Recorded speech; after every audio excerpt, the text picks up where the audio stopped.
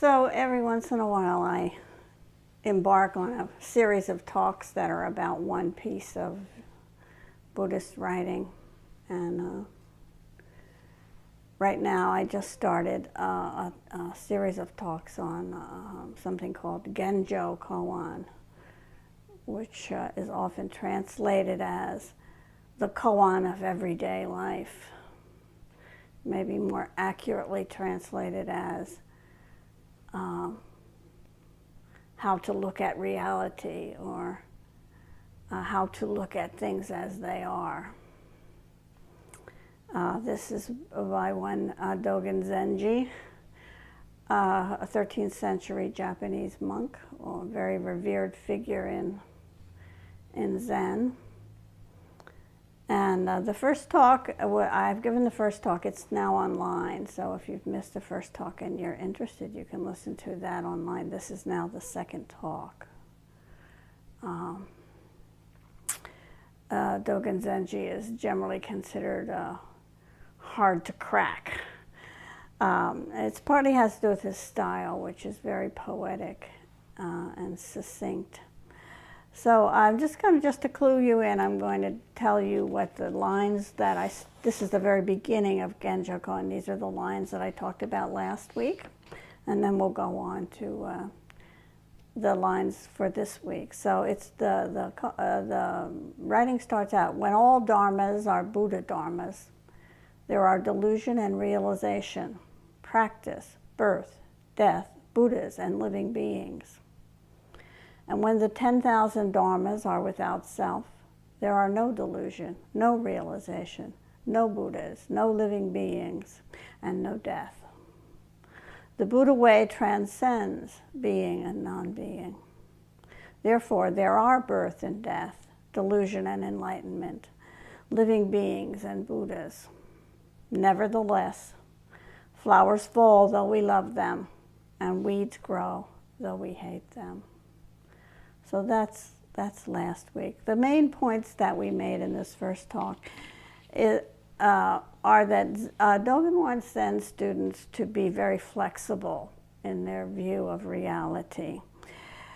He doesn't want them to get stuck in either the view that there is form or that there is no form, there's only emptiness.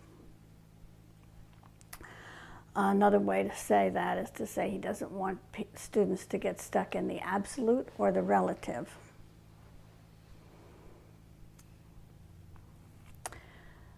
His reality is a very holistic reality. It contains both of those things, self and no self, absolute and relative. In fact, his reality is so huge that it contains all things, everything in the entire universe. And what he says is that no part of reality is the truth. Each aspect of reality is a partial truth. And to get to, a correct view or the truth, you have to be able to put them all together and hold them in mind at the same time. So that's basically what we talked about in the first talk. So here are the lines that we're going to talk about today. He continues this writing. He says, to carry the self forward and illuminate the 10,000 things is delusion. When the 10,000 things come forth and enlighten the self, this is awakening. Those who have great realization of delusion are Buddhas. Those who are greatly deluded about realization are sentient beings. Further, there are those who continue realizing beyond realization, and those who are deluded throughout delusion. Sometimes that throughout is translated, who are deluded within delusion. When Buddhas are truly Buddhas, they do not necessarily notice that they are Buddhas. However, they are actualized Buddhas, and they go on realizing Buddha. So those are the lines for today. So take a look at the first line. It says, to carry the self forward and illuminate the 10,000 things is delusion. Sometimes that's translated as to carry the self forward and realize the 10,000 things is delusion. So in the very first line of Genjo Koan that we talked about last week, Dogen established that there is a relative point of view. This point of view is true, but it's only a partial truth. And if this is the only reality that we see, we get stuck in the ordinary, everyday world. And this is what we call, in Buddhism, delusion. This is the world of samsara. Samsara is the opposite of nirvana. In this world of samsara, we think things are permanent, that they can stand alone without connection to everything else. And a big part of this delusion that we have is that we think we have a self. We think that we are permanent and real. So what he's saying in this line is, when the 10,000 things come forth and enlighten the self, this is awakening. This is in contrast to the first line in this section where he says that when you meet the 10,000 things with the self, it's delusion.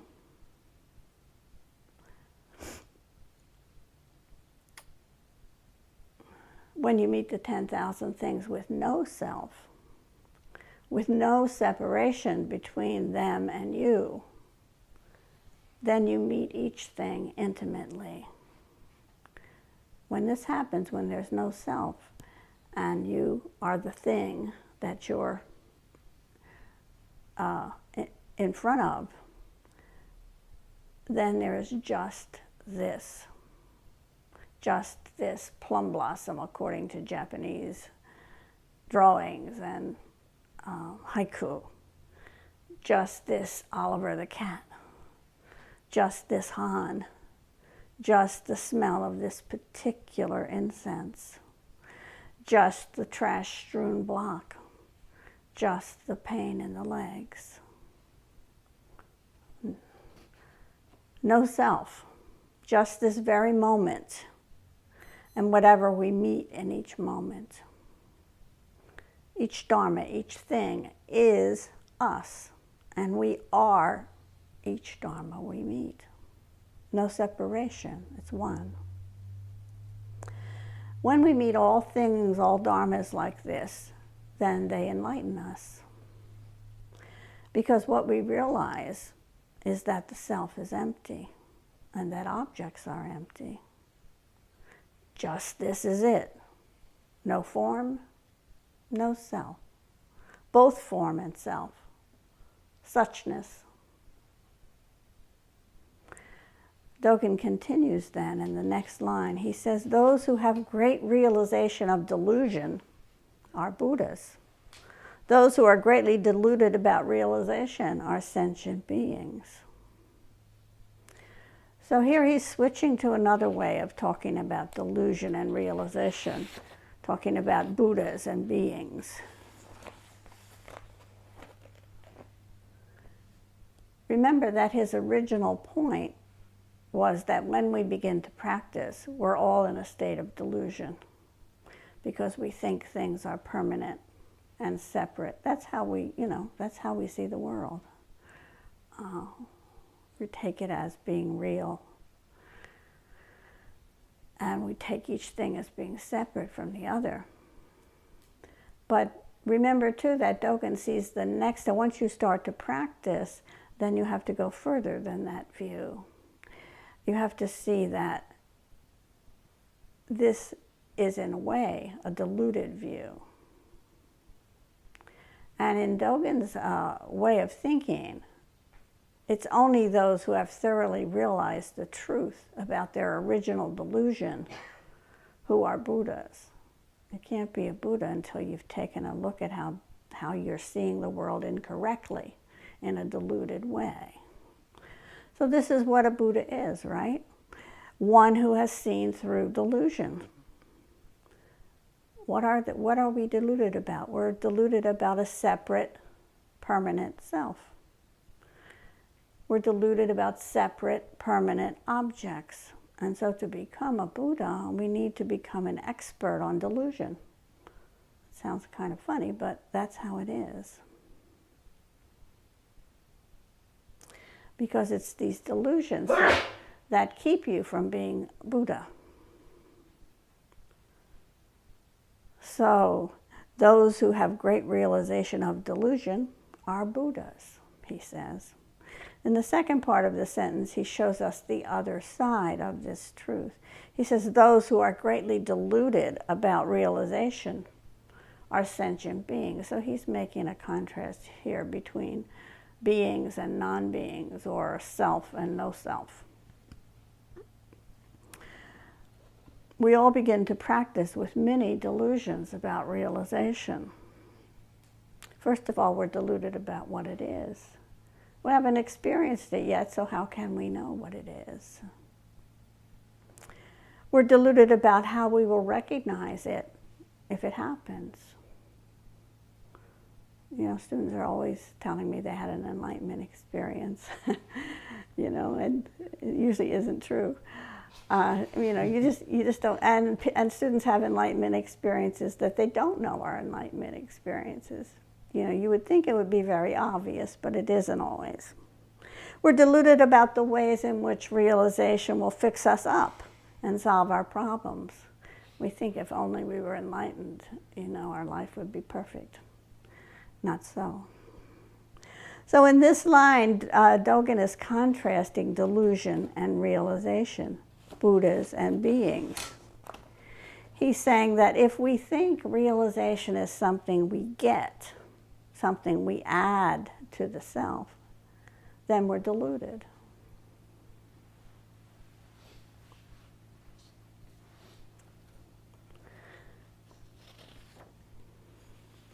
He wants to point out that we do not add anything in realization.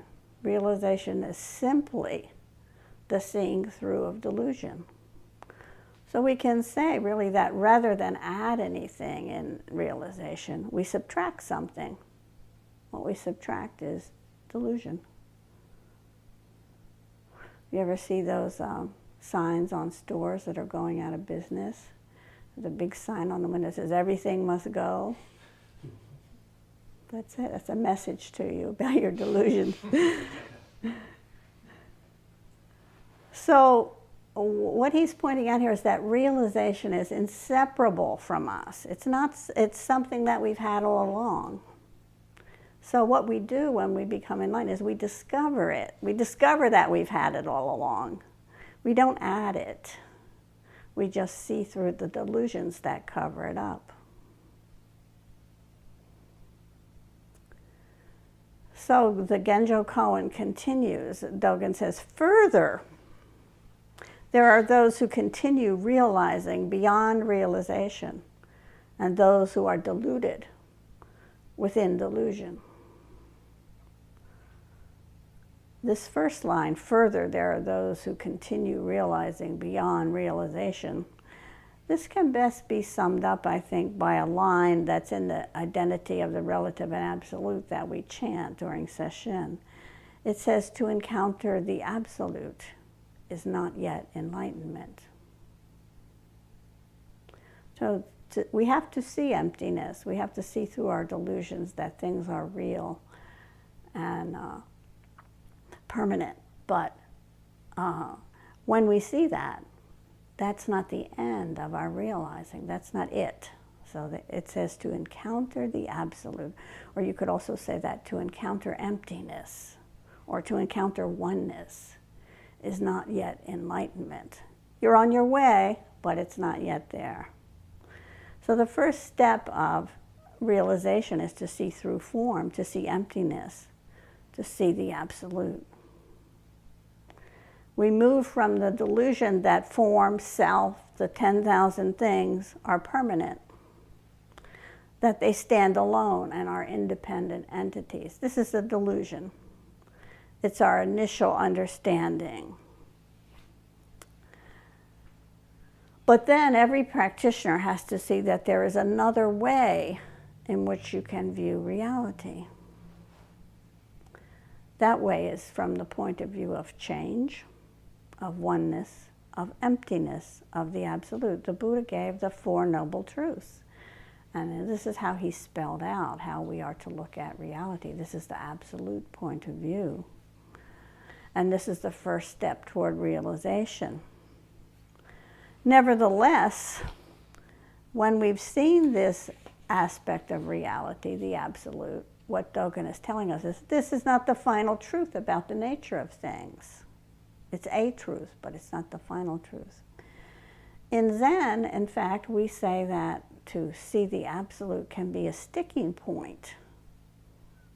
You know, we get stuck there unless we can move beyond it. So this is what Genjo Koan is saying over and over again. Each one of us needs to be one of, quote, those who continue realizing beyond realization. Don't stop at emptiness. What we realize at this point in practice is that emptiness is only a partial truth. And unless we can hold that truth and form along with it, we're going to be in big trouble. You know, the point of view of the absolute is very detached. You wouldn't care about anything, right? It's all empty, nothing matters. You know, you have this like long space view of the earth and everything is going on there. You know, that's no point of view for a Bodhisattva who's supposed to be curing the suffering of the world. You just wouldn't care. So what he's saying here is we have to keep the point of view that, you know, beings and things on earth are real and they are really suffering. So furthermore, what Dogen is telling us is that once we have realized the absolute, we need to let it go. Otherwise, we end up thinking of enlightenment as something that is separate from us. To be really enlightened, our realization has to thoroughly be us. It's not some quality we add on. So this is what he's saying here, is realizing beyond realization. You see this crucial piece of realization, the absolute, and then you have to see beyond it. In the second part of the line, he says, there are also those who are deluded throughout delusion. What on earth could this mean? So this line makes several points. It points out that though the identity of relative and absolute says to be attached to things is illusion, that's the other half of that. To encounter the absolute is not yet enlightenment. To be attached to things is illusion, it says. Dogen would say to be attached to things is delusion. He uses a slightly different word. So once we have seen through form to emptiness, seen through self to no self, we can't just declare that we're seeing reality. We can't just say, oh, that's the way things are. Why? Because this world of emptiness is only one aspect of reality. And the interesting thing about emptiness is it can only exist in form. It has to be the emptiness of something. It can't just float around out there in space, this like a black hole or whatever. It only exists because form exists.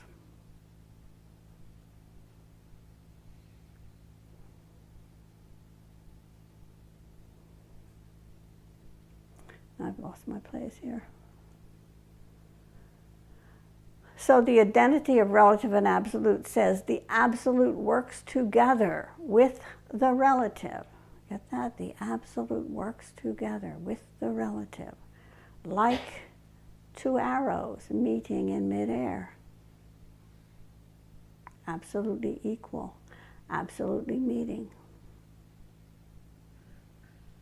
What Dogen is doing here, once again, is cautioning us not to get stuck in any one point of view. His reality is very subtle, very rich. It's neither delusion nor realization. It's neither form nor emptiness. He's saying this is complicated stuff. This is hard to hold in your mind at the same time. So in Genjo Koan, he's basically continually waving a flag saying, don't get stuck, don't get stuck.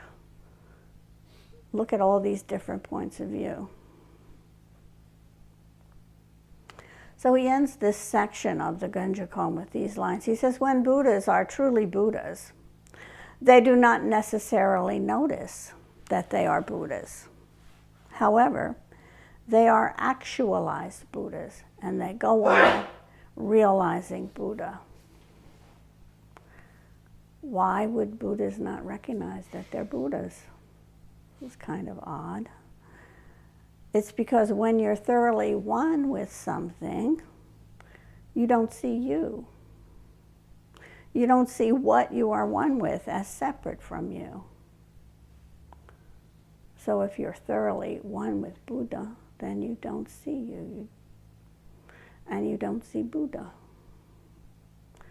In order to see something, you have to stand apart from it. When you are it, there's no way to observe it. So if you're really Buddha, you're not standing apart, seeing Buddha, looking at it. It's you. You know, there's a Zen saying that says, the eye cannot see the eye. Well, what he's saying here is, when you're Buddha, you cannot see Buddha. Another point to think about here would be how incredibly egocentric it would be if we all walked around saying, I'm Buddha.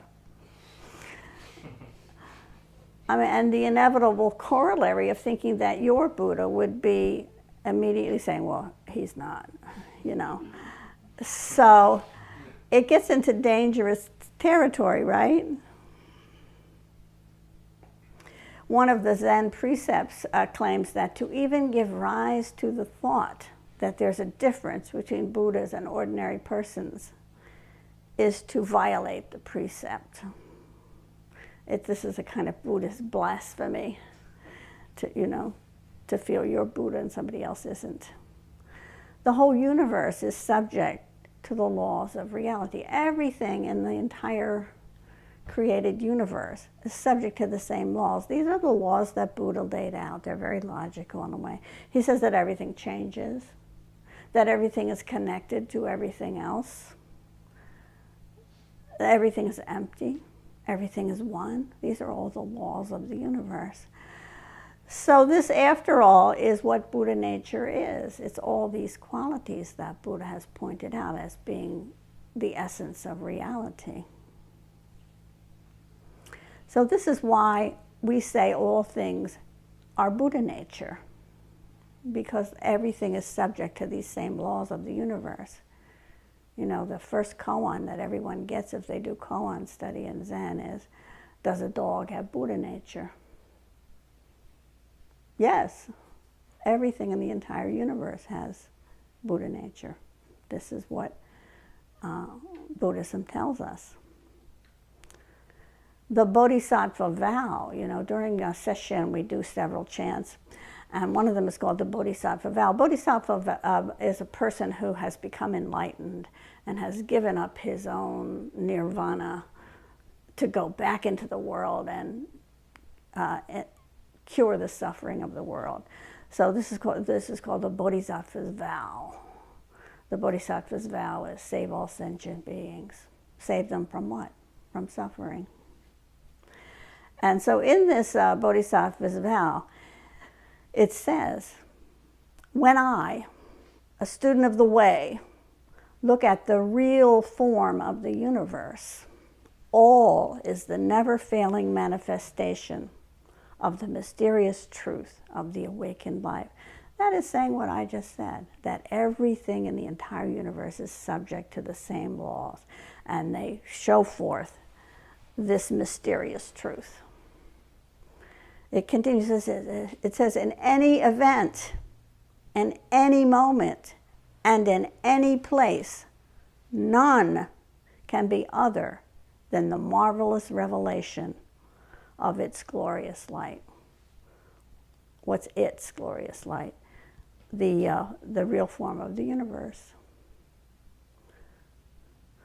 So how can we not be a Buddha? How can we see being Buddha as anything special? How can we see being Buddha as something that makes us different from the rest of the universe? Everything is Buddha.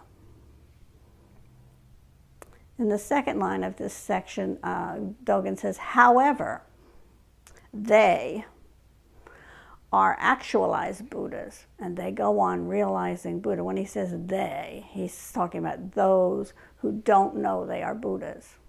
That's what he says in the first line. So all those Buddhas who don't know they're Buddhas, they are the actualized Buddhas, and they go on realizing Buddha. So here Dogen is suggesting that when we actualize our Buddha nature, this is different from just being Buddha nature. To actualize means to put into action. So it means that we're not just being Buddha, but we're living our life out of being Buddha, and we're acting in a Bodhisattva way. Everything is Buddha nature, but it is only in the human condition that we can actualize our Buddha nature. This is why Buddhism often speaks of precious human life. Why is it precious? Because this is the one state that we can actualize Buddha nature out of. You know, I just talked about the dog having Buddha nature. Yes, a dog has Buddha nature, but a dog does not become a Bodhisattva. You know, they can't consciously realize themselves.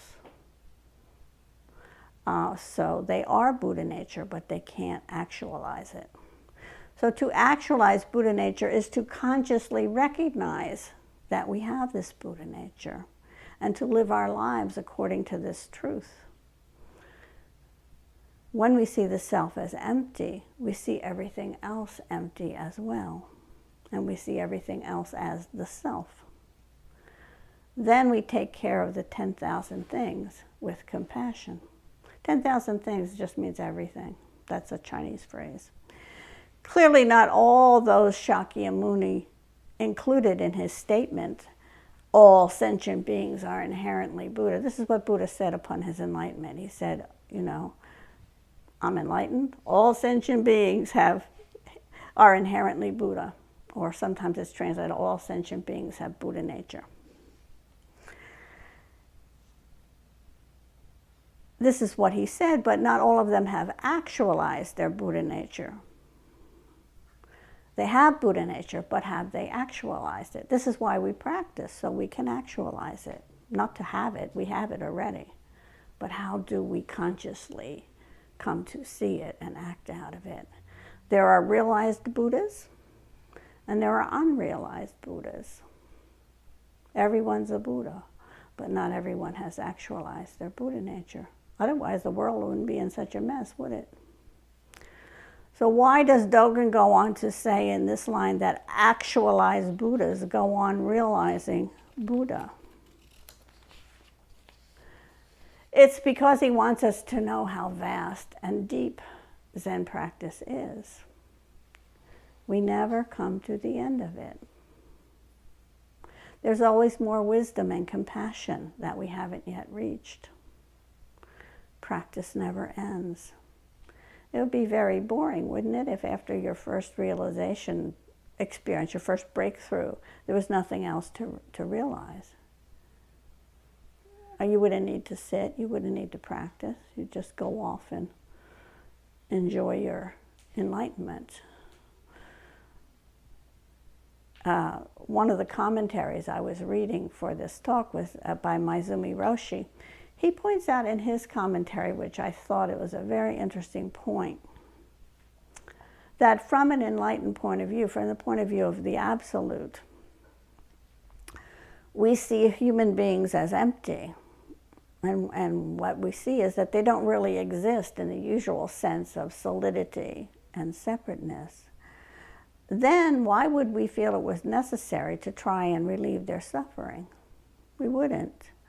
we'd see them as kind of like deluded, their problems as their delusion. In a way, their problems are their delusion, but that doesn't mean we are free to ignore them. They're real and they're important in another way. And so, to be a bodhisattva is kind of a big delusion for us, because what it means is we have to go back into the world, the everyday world.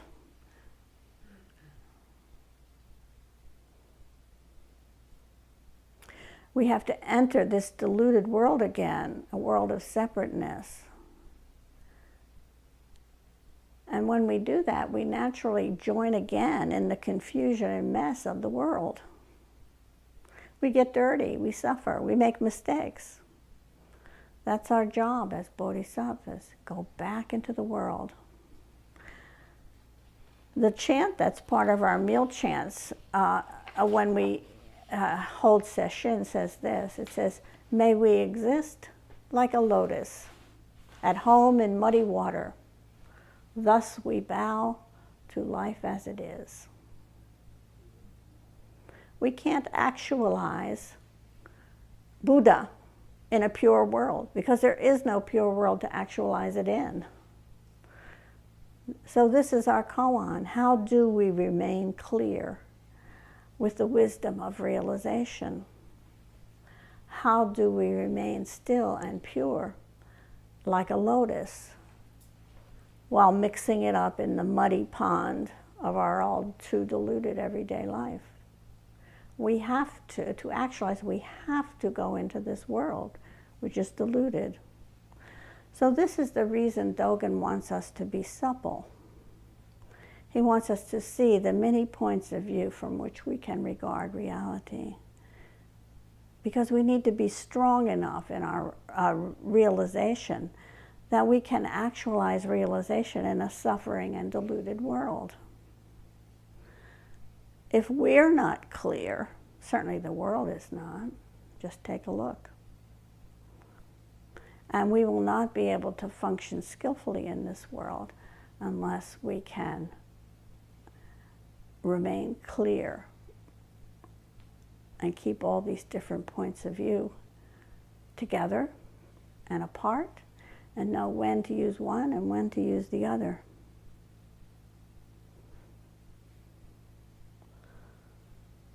So may we exist like a lotus at home in muddy water. Thus we bow to life as it is. It's a messy world out there.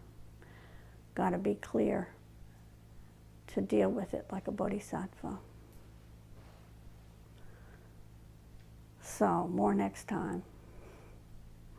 Maybe we can scare you all away.